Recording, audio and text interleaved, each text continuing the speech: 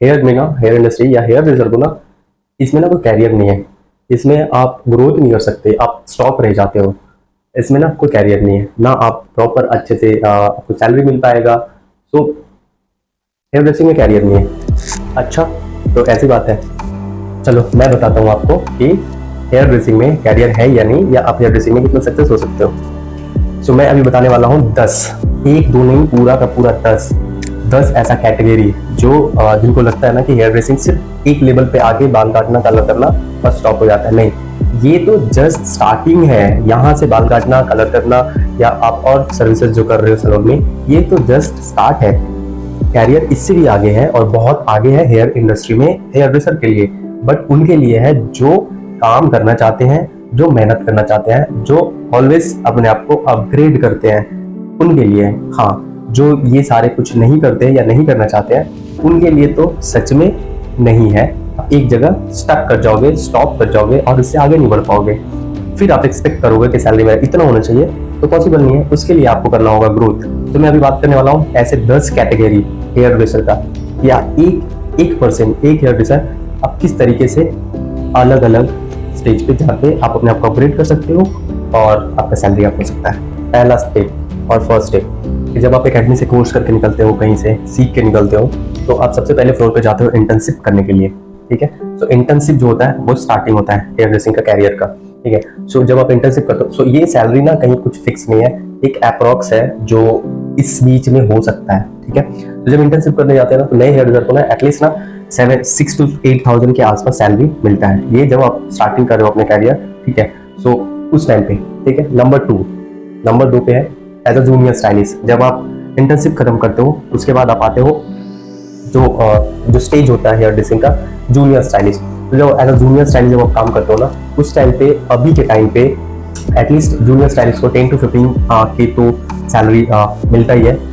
अच्छा, इसमें भी ना डिपेंड करता है। ठीक है, कि जूनियर स्टाइलिस्ट में भी कुछ लोग ना एकदम जूनियर होते हैं और कुछ लोग जूनियर ही होते हैं जो जूनियर टाइप का काम करते हैं। ठीक है, तो ये हो गया कि आपका जूनियर स्टाइलिस्ट का सैलरी जो स्टार्टिंग होता है वो मैं स्पेशली कोई कोलकाता या वेस्ट बंगाल या इसको स्टेट वाइज नहीं बता रहा हूँ। ये यूजुअली ये चल रहा है इंटायर इंडस्ट्री में। मिड हेयर स्टाइलिस्ट जिनका एक्सपीरियंस मिड होता है, जूनियर और बहुत ज़्यादा सीनियर भी नहीं होता है, मिड स्टाइलिस्ट, उनका सैलरी मिनिमम ना 15 to 20, 18 के आसपास होता है। तो देख रहे हो आप कि किस तरीके से हेयर ड्रेसर ग्रोथ करता है।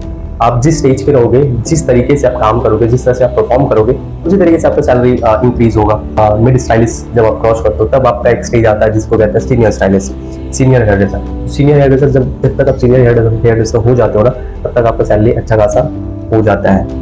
वो भी डिपेंड करता है ना आप कितने दिन में अपने आप को वहां तक का ग्रोथ करके ले गए, कितने जल्दी आप अपग्रेड किए, तो उस पर भी डिपेंड करता है। तो जब आप सीनियर स्टाइलिस्ट हो जाते हो ना, सीनियर स्टाइलिस्ट का जो सैलरी होता है वो अराउंड 25-20 के आसपास तो होता ही है। किसी किसी स्टेज में ना इससे भी ज्यादा है। ठीक है, 25-30 के आसपास सीनियर स्टाइलिस्ट होता है। बट आपको सीनियर होना पड़ेगा। सीनियर होने के लिए क्या करना होगा, जो मैंने पहले बताया, आपको टाइम टू टाइम अपग्रेड होना होगा, आपको उसी तरीके से रहना होगा, अपने आप को ग्रूम रखना होगा, आपको हर चीज से अपडेट रहना होगा, देन आप जाके सीनियर स्टाइलिस्ट। सीनियर स्टाइलिस्ट का मतलब ये नहीं होता कि आपने 6 साल 7 साल 8 साल अपने आप को इंडस्ट्री में दे दिया, आप वही काम कर रहे हो तो आप सीनियर हो गए। नहीं, ऐसा नहीं है। आप कितना अपग्रेड हुए उस हिसाब से आपका डिपेंड करता है कि आप सीनियर हो या जूनियर हो या मिड हो। नंबर 5 स्टेज जब आता है हेयर ड्रेसर का, ठीक है, सो वो होता है टेक्नीशियन लेवल का। जब आप एज अ स्टाइलिस्ट जॉब कर लिया, आपने मिड स्टाइलिस्ट जॉब कर लिया, आपने जूनियर स्टाइलिस्ट जॉब कर लिया, आपने इंटर्नशिप कर लिया, ये सारा जब आप क्रॉस करते हो, सीनियर अपने आप को एक सीनियर स्टाइलिस्ट को भी क्रॉस करते हो, तब आता है टेक्नीशियन लेवल। ठीक है, जो बहुत कम लोग कर पाते हैं या कम लोग करते हैं, बिकॉज ऑफ बहुत कम लोग ना अपने आप को अपग्रेड करते हैं इस इंडस्ट्री में। तो जब टेक्नीशियन लेवल का आता है ना, तो टेक्नीशियन लेवल का सैलरी ना आप ना सोच नहीं सकते हो, हर जगह पे अलग अलग है। तो सीनियर टेक्नीशियन लेवल का आपको कम से कम 30 to 40,000 के आसपास तो मिलता ही है। वो टेक्नीशियन आप कोई भी कंपनी, डिपेंड करता है कंपनी टू कंपनी वेरी करता है कि आप कंपनी के अंडर में हो, कौन सा कंपनी के अंडर में हो, सैलरी उस हिसाब से। एंड देन उसके बाद आता है नंबर 6, जब आप थोड़ा सा टेक्नीशियन लेवल के भी ऊपर चले जाते हैं, तो तब आता है ट्रेनर लेवल, जो ऑलमोस्ट टेक्नीशियन और का लेवल का ही है। ट्रेनर लेवल में क्या होता है कि आप एकेडमी में आप एज अ ट्रेनर जॉब करो, जहाँ पे आपके अंडर में कुछ स्टूडेंट्स होते हैं। ठीक है, जिसको आप ट्रेनिंग दे रहे हो, वो कोई कंपनी हो सकता है, जहाँ पे एकेडमी हो सकता है, जहाँ पे आप कुछ स्टूडेंट्स को बैच वाइज ट्रेनिंग होता है, जहाँ पे हेयर ड्रेसर्स रेडी होते हैं, हेयर ड्रेसर बनाया जाता है लोगों को। उस लेवल पे जब अगर आप अपने आप को अपग्रेड करके लेके जाओगे तो उस लेवल पे आपका सैलरी अराउंड 40 के एवब होता है, 45-40 के आसपास होता है। बट इसके लिए आपको again time to time upgrade होते रहना होगा, अपने आप को अपग्रेड करते रहना। नंबर 7, जब आप ट्रेनर लेवल क्रॉस कर जाएंगे, ट्रेनर में भी जैसे कि आपने जूनियर स्टाइलिस्ट, सीनियर स्टाइलिस्ट के बारे में अभी मैंने बताया, इसमें भी आता है कि सीनियर ट्रेनर, जिसके अंडर में भी कुछ ट्रेनर्स होते हैं। आप उस लेवल पे जब जाओगे तो आपके अंडर में बहुत सारे ट्रेनर्स होते हैं जो आपको रिपोर्ट करेंगे या आप उनको टेक ओवर करोगे, आप उनका काम देखोगे। उस टाइम पे आप सीनियर ट्रेनर्स हो गए हो, जो आपके अंडर में कुछ ट्रेनर्स रहेंगे। उस लेवल पे अगर आप गए तो आपका सैलरी अराउंड 40 to 50 के आसपास तो हो ही जाएगा। 50 के अराउंड 40 to 50 के आसपास आपका सैलरी होता है। एंड देन 8 नंबर पे आता है जो होता है ट्रेनर टू ट्रेनिंग।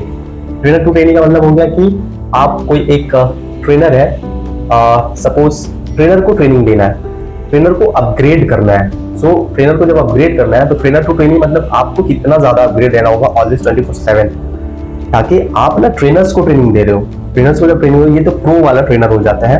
तो ट्रेनर्स को जब ट्रेनिंग आप दोगे ना, आपको ऑलवेज 24/7 हर सेकंड आपको इंडस्ट्री से अपग्रेडेड ही रहना पड़ेगा।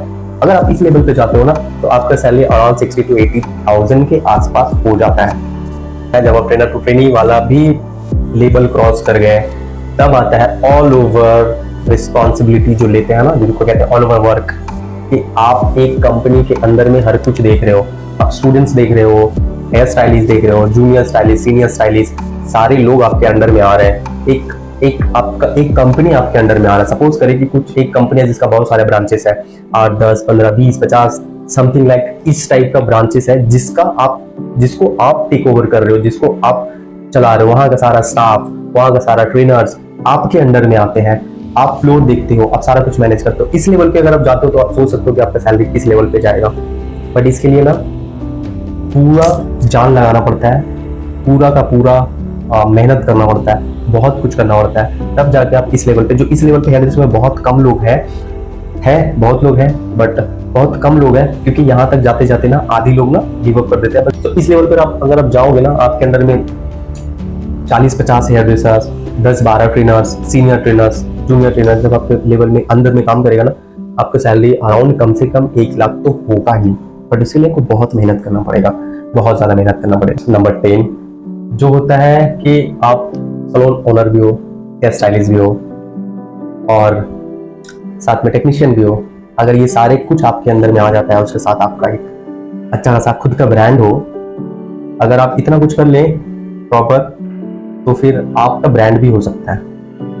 और जब आपका खुद का ब्रांड होगा तो आप सोचो ये सारा सैलरी जो है खुद का होगा। जो कहते हैं ना कि हेयर ड्रेसर इंडस्ट्री में या फिर कैरियर में है, गलत है। जो लोग मेहनत नहीं करते उनके लिए है, जो मेहनत करते हैं ना उनके लिए इतने सारे ऑप्शन है कि आप जॉब करके भी इतना कुछ कर सकते हो। बट उसके लिए आपको बहुत ज़्यादा मेहनत करना होगा। मेहनत करेंगे तो कुछ ना कुछ, कोई ना कोई लेवल पे तो आप पहुंच जाओगे जहाँ पे आप एटलीस्ट सेटिस्फाइड रह सको। बट आप अगर मेहनत नहीं करोगे तो कोई ऐसे स्टेज पे, इस 10 में से कोई ऐसे स्टेज पे आप जाके अटक जाओगे और फिर वहीं रह जाओगे। तो आप सोचो कि आप कौन सा वाले स्टेज पे हो। और अगर आपको लग रहा है, जैसे आप खुद फील कर सकते हो कि मैं इसमें से कौन सा स्टेज पे हूँ, अगर आपको लग रहा है कि मैं इस वाले स्टेज पे हूँ, तो आप अगले वाले स्टेज पे जाने के लिए क्या करना होगा आपको पता होना चाहिए। सिंपल, खुद को अपग्रेड करो, मेहनत करो और खुद के साथ साथ अपने आप अपना ग्रूमिंग के साथ साथ आप अपने काम को अपग्रेड करो, अपडेटेड रहो, इंडस्ट्री में अपडेट रहो ऑलवेज। अगर आपने अपडेट रहना बंद कर दिया, कोई ना कोई एक स्टेज पे आके स्टॉप हो जाओगे और वहां खत्म।